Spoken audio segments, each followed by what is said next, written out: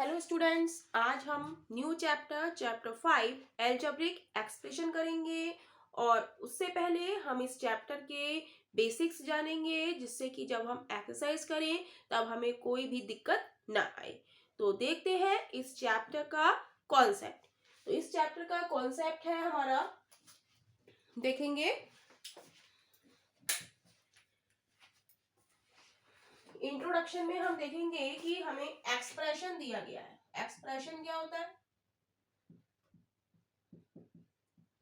जैसे हमें दिया है 5x y plus 6x, right, plus 5। यहाँ पे क्या है, तीन टर्म्स दी हुई है हमें, 5xy प्लस 6x प्लस 5। तो ये हमारा क्या है, एल्जेब्रिक एक्सप्रेशन है। क्या है? Algebraic expression. तो इसमें हमें कई चीजें पता होनी चाहिए कि जैसे इसमें वेरिएबल क्या है। वेरिएबल क्या होता है? जो जैसे एक्स वाई और एक्स जो अल्फाबेटिकल जो होते हैं, जैसे X Y Z A B C जो भी है, वो क्या कहलाएंगे? हमारे वेरिएबल कहलाएंगे। तो यहाँ पर वेरिएबल क्या है? X comma Y, right. दूसरे नंबर पे आता है हमारा कांस्टेंट।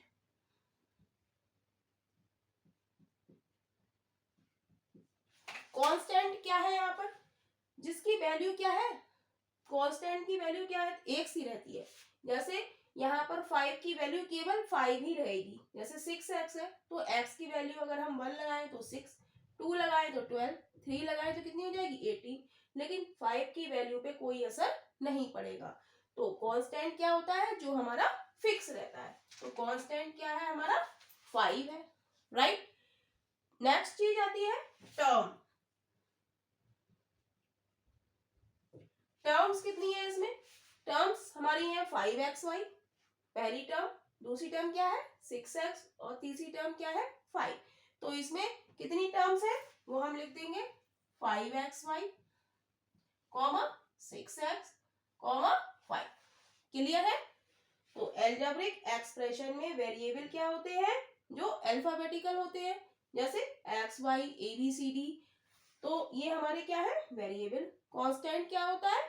जो जिस पर किसी वैल्यू रखने पर कोई प्रभाव नहीं पड़ता। चाहे हम x की वैल्यू 2 रखे, y की वैल्यू 1 रखे, लेकिन 5 की वैल्यू क्या रहेगी? केवल 5 ही रहेगी। तो कांस्टेंट हमारा क्या हो गया? 5 हो गया। टर्म्स क्या होती है? टर्म्स इसमें कितनी दी गई है? तीन टर्म्स है, 5xy 6x और 5। अब आता है फैक्टर्स। फैक्टर्स क्या होते हैं? जैसे 5xy, तो इसका फैक्टर क्या होगा? एक तो 5 होगा, राइट। एक क्या होगा? x होगा, और एक क्या होगा? y होगा। ऐसे ही 6x का एक फैक्टर क्या होगा? 6 होगा, और एक फैक्टर क्या होगा? x होगा, राइट। नेक्स्ट चीज आती है कोफिशिएंट। कोफिशिएंट क्या होता है? जो हमारी एक्स वाई के संग जो न्यूमेरिकल वैल्यू लिखी होती है उसे हम क्या कहते हैं? कोफिशिएंट। तो जैसे 5xy है, तो इसमें न्यूमेरिकल वैल्यू क्या है? 5। तो इसकी कोफिशिएंट क्या हो गया? 5 हो गया। ऐसे ही 6x में न्यूमेरिकल वैल्यू क्या है? 6। तो कोफिशिएंट हमारा क्या हो गया? 6 हो गया। तो इसके बाद हम देखेंगे नेक्स्ट कॉन्सेप्ट। नेक्स्ट टॉपिक हमारा एल्जेब्रिक एक्सप्रेशन में है टर्म। टर्म कितने प्रकार की होती है? दो प्रकार की होती है, राइट। एक होती है लाइक टर्म और एक होती है अनलाइक, राइट। तो लाइक टर्म क्या होती है? जैसे मैं लिख दूं 3x और 5x, राइट। तो लाइक टर्म में क्या होता है? एल्जेब्रिक एक्सप्रेशन क्या होता है? सेम होता है। जैसे यहाँ पर भी एल्जेब्रिक एक्सप्रेशन क्या होता है? जो हमारे अल्फाबेटिकल लेटर है, जैसे x और y, यहाँ पर भी x है और यहाँ पर भी x है, तो ये क्या है? हमारा लाइक टर्म, राइट। जैसे मैं लिख दूं 8xy और 9xy। तो यहाँ पर भी हमारा एल्जेब्रिक एक्सप्रेशन क्या है, सेम है। यहाँ पर x x है और यहाँ पर xy है। तो ये हमारी कैसी हो गई, लाइक टर्म। अब बात करते हैं हम अनलाइक टर्म की। अनलाइक टर्म क्या होती है, जिसमें एल्जेब्रिक एक्सप्रेशन डिफरेंट हो या अलग हो। जैसे मैं लिख दूं 3xy एंड 9x। तो यहाँ पर एल्जेब्रिक एक्सप्रेशन क्या है, यहाँ xy है और यहाँ x है। तो ये क्या है, डिफरेंट है। तो ये क्या हो गया, अनलाइक टर्म्स। तो चलेंगे नेक्स्ट टॉपिक पे। नेक्स्ट टॉपिक है हमारा मोनोमियल।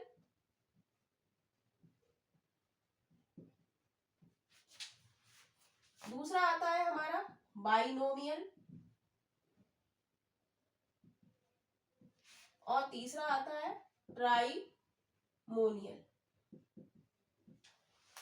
राइट। तो मोनोमियल में क्या होता है, वन टर्म होती है ओनली। राइट।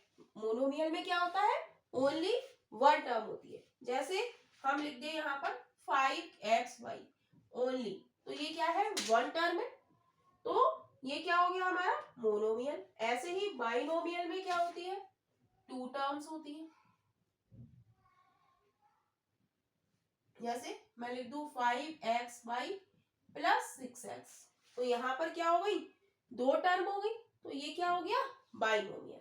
ऐसे ही ट्राइमोनियल। ट्राइमोनियल में क्या होगा, थ्री टर्म्स।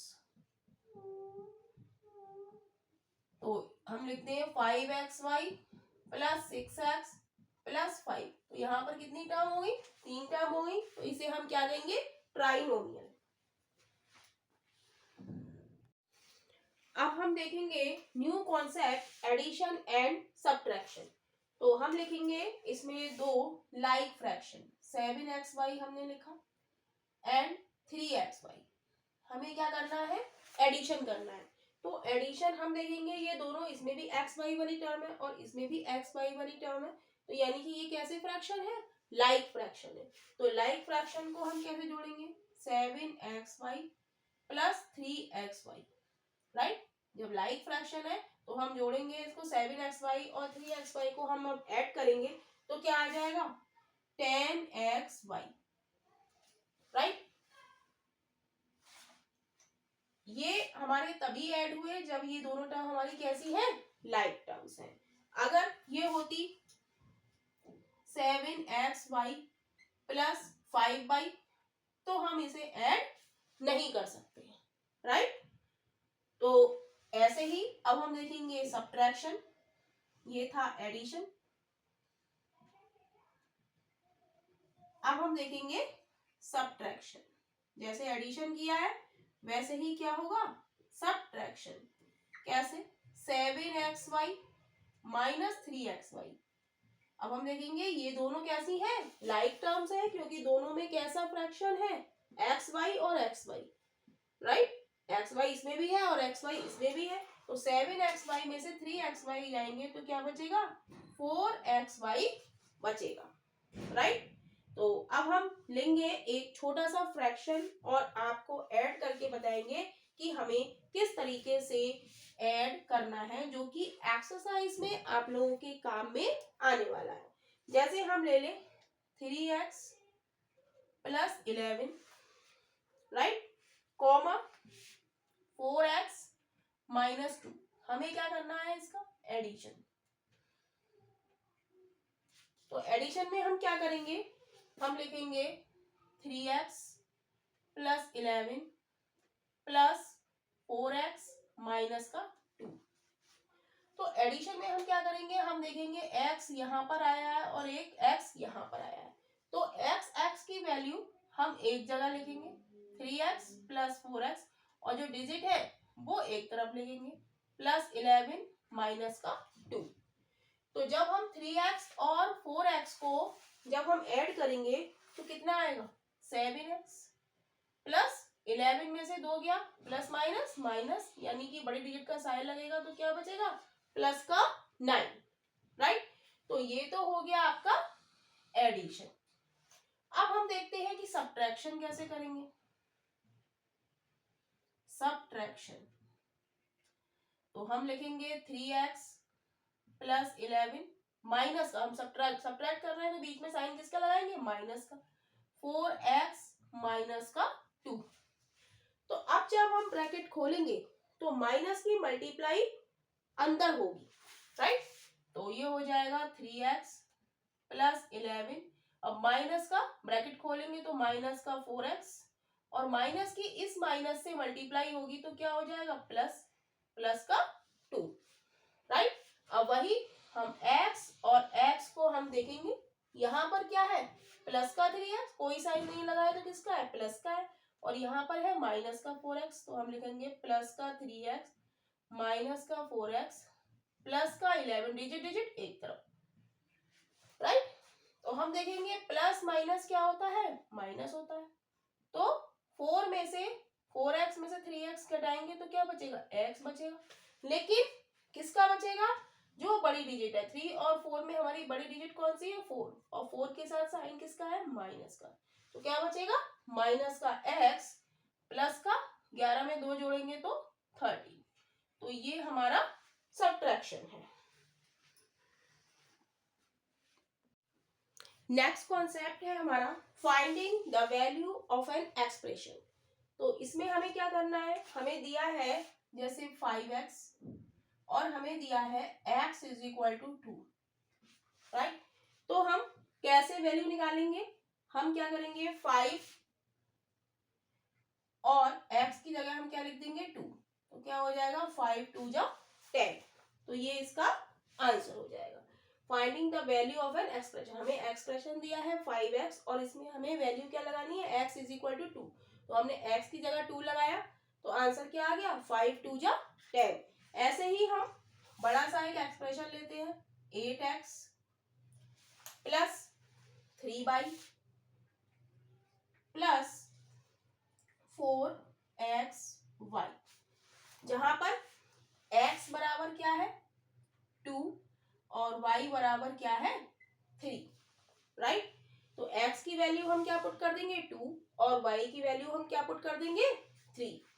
तो 8 x की जगह 2 प्लस 3 y की जगह 3 प्लस 4 x की जगह 2 और y की जगह 3। अब इसको हमें सॉल्व करना है, तो 8 दूनी 16, 3 तिया 9, 4 तिया 12 दूनी 24, राइट। तो इसको जब हम ऐड करेंगे तो कितना आ जाएगा, 49, राइट। तो यही हमारे इस एक्सरसाइज की कॉन्सेप्ट है। जब आप लोग एक्सरसाइज करेंगे तो ये सारे कॉन्सेप्ट आप लोगों के बहुत काम आने वाले हैं। तो इस वीडियो को आप अच्छी तरीके से देख लीजिएगा ताकि एक्सरसाइज करने में आप लोगों को कोई दिक्कत ना हो। तो देखेंगे इसके बाद इसकी एक्सरसाइज।